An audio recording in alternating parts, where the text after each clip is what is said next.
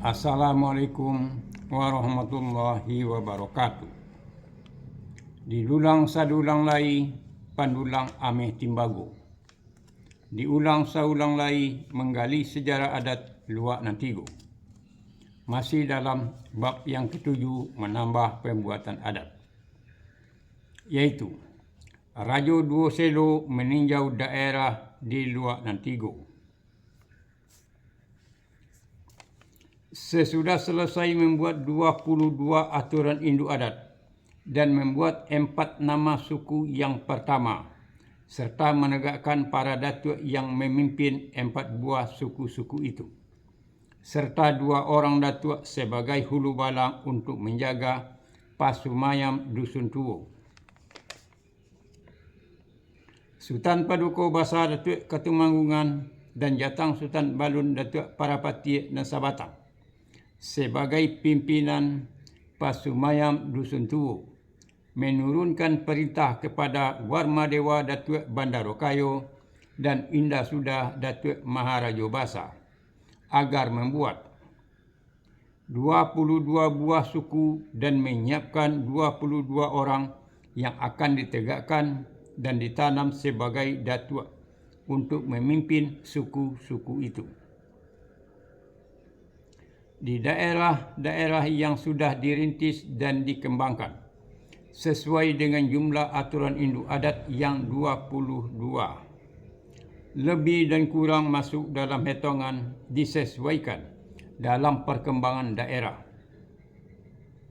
Pelantikan dan penegakan para datuk itu serta pengesahan nama-nama suku itu akan dilakukan oleh Sultan Paduka Basa Datuk Ketumanggungan dan Jatang Sultan Balun Datuk Parapati dan Sabatang sebagai pucuk pimpinan Pasumayam Dusun Tuo dan membuat kata pusako untuk larih nan panjang sebagai landasan berpijak bagi para penduduk dalam mengembangkan daerah itu selanjutnya. Sementara Warmadewa Datuk Bandarokayo dan Indah Sudah Datuk Maharaja Basa menyiapkan nama suku-suku dan memilih orang yang akan ditegakkan sebagai datuk untuk memimpin suku-suku itu. Sultan Paduka Basa Datuk Ketumanggungan dan Jatang Sultan Balun Datuk Parapati dan Sabatang akan pergi meninjau daerah-daerah yang akan dirintis di luak Nantuo untuk mengisi kekosongan pemerintahan di Pasumayam Dusun Tuo dilimpahkan kepada ayah beliau, Indrajati Datuk Ceti Bilang Pandai, dibantu oleh Datuk Bijo Basa dan Datuk Intan Sampono. Sultan Paduka Basa Datuk Ketumanggungan bersama dengan rombongannya, yaitu Sangkalo Datuk Tan Tejo Gurhano, Sari Alam Kuciang Siam Datuk Arajo Alam Sati, Si Kalap Dunia Datuk Seri Marajo Nego-Nego, Datuk Sabatang, Datuk Arajo Sayi dan orang pilihannya yang lain pergi meninjau daerah arah ke Bukit Batu Patah dan ke Gunung Bungsu dan mendakinya sampai ke puncaknya untuk melihat daerah-daerah di sekelilingnya sebagai pemetaan. Daerah yang mana yang akan dirintis terlebih dahulu. Setelah dirasanya cukup sebagai pemetaan, Sultan Paduka Basa Datuk Ketumanggungan bersama dengan rombongannya menuruni Bukit Batu Patah itu. Kemudian beliau berbelok arah ke Mudik. Pada suatu daerah yang ada batang airnya, di tepi batang air itu banyak ditumbuhi oleh batang kayu taro. Kemudian di daerah itu dinamakan Sungai Bataro. Lama-kelamaan namanya jadi Sungai Taro atau Sungai Tarap. Begitu juga dengan daerah-daerah yang lain di sekeliling daerah Sungai Bataro itu. Dalam perjalanan peninjauan daerah-daerah ini waktunya lama sekali, berhari-hari. Disebabkan keadaan alam di daerah itu masih dipenuhi oleh semak belukar dan hutan rimba, dan berjalan kaki melalui jalan setapak yang dirintisnya. Kalau menggunakan binatang kuda belum dimungkinkan, sebab beliau-beliau itu harus menebang batang-batang kayu dan merambah semak belukar untuk membuat jalan setapak.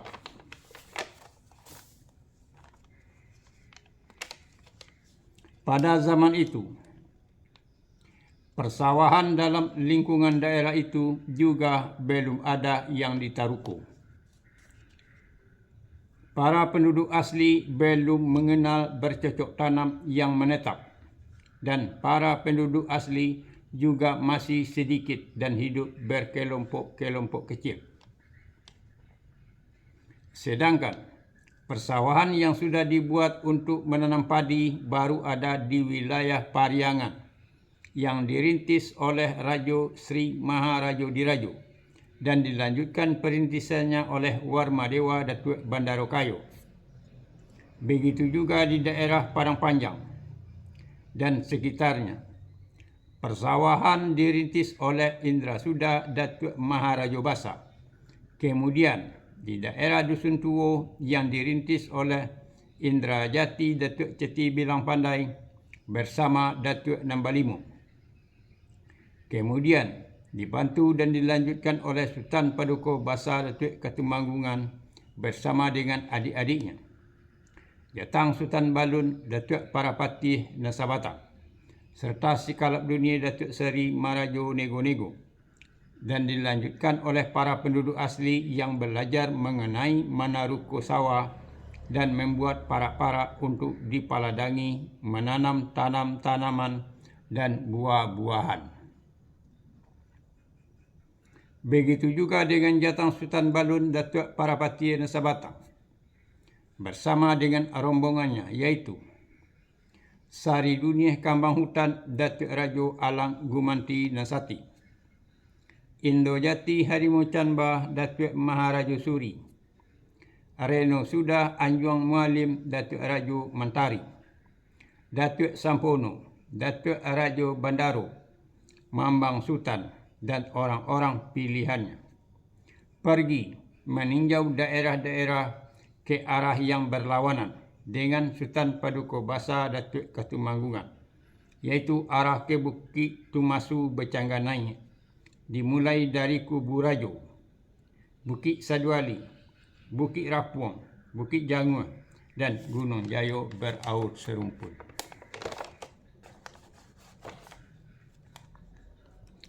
Jatang Sultan Balun Datuk Parapatih Nasabatang bersama dengan rombongannya juga mendaki bukit itu, Bukit Saduali, Bukit Rapuang, Bukit Jangur, dan Gunung Jayo beraur serumput untuk pemetaan daerah.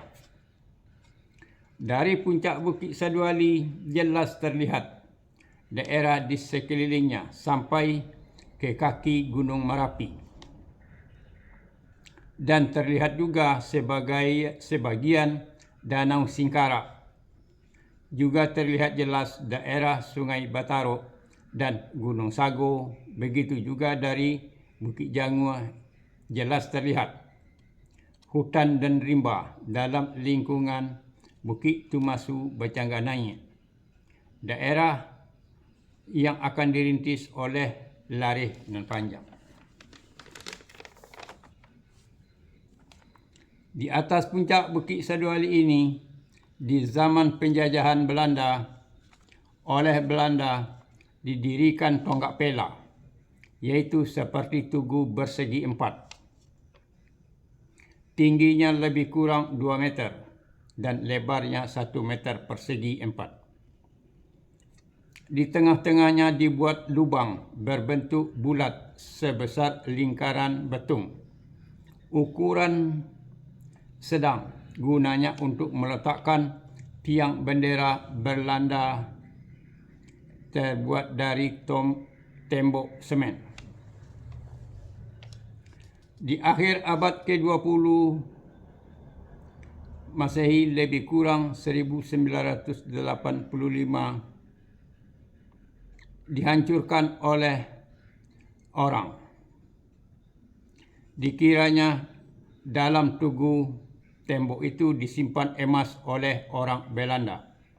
Sangat disayangkan. Bukti sejarah dalam penjajahan Belanda itu di Bukit Saduali itu sudah hilang dan dihancurkan. Dan di tahun 2008,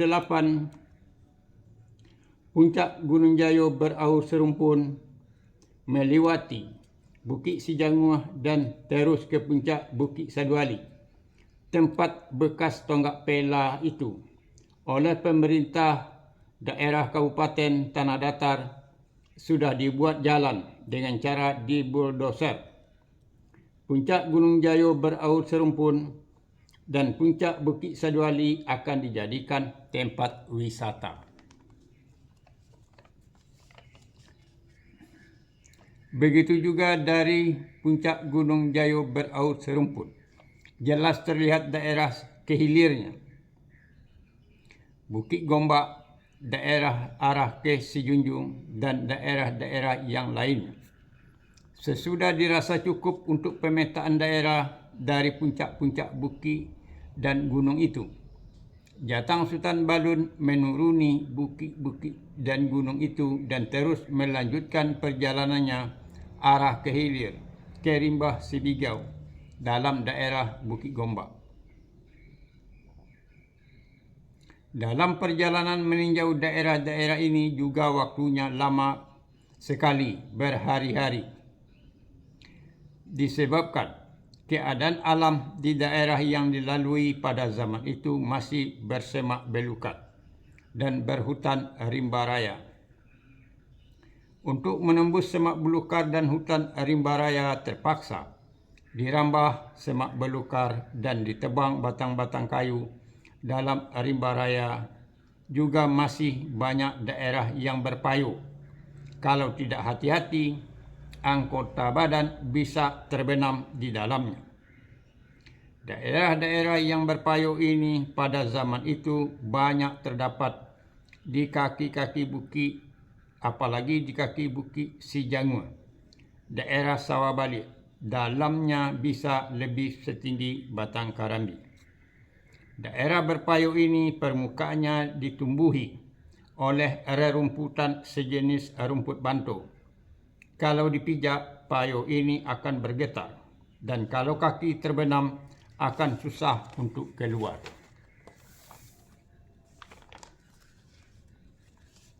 Sesudah kembali, Sultan Paduka Basa Datuk Katumanggungan dan Jatang Sultan Balun Datuk Parapati Nasabatang bersama dengan rombongannya masing-masing dari peninjauan daerah-daerah yang beliau tempuh dan membicarakan pengalaman masing-masing selama perjalanan itu.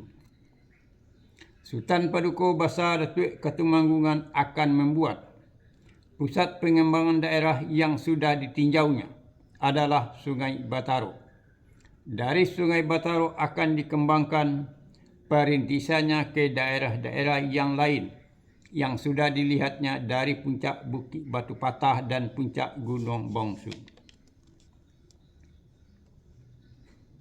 Jatang Sultan Balun Datuk Parapati Nasabatang juga akan membuat pusat pengembangan daerah arah ke timur dari Dusun Tuo, yaitu mulai dari daerah Kubu Rajo, dan dari Kubu Rajo akan dilanjutkan pengembangannya dan perintisannya ke daerah-daerah yang lainnya yang sudah dilihatnya dari puncak Bukit Saduali, Bukit Jangua dan Gunung Jayo, dan akan bertemu dengan daerah Lareh nan Panjang di Bukit Tumasu Bacangganai. Dan kehilirnya akan bertemu dengan daerah yang akan dirintis oleh Sultan Paduka Basa Datuk Katumanggungan.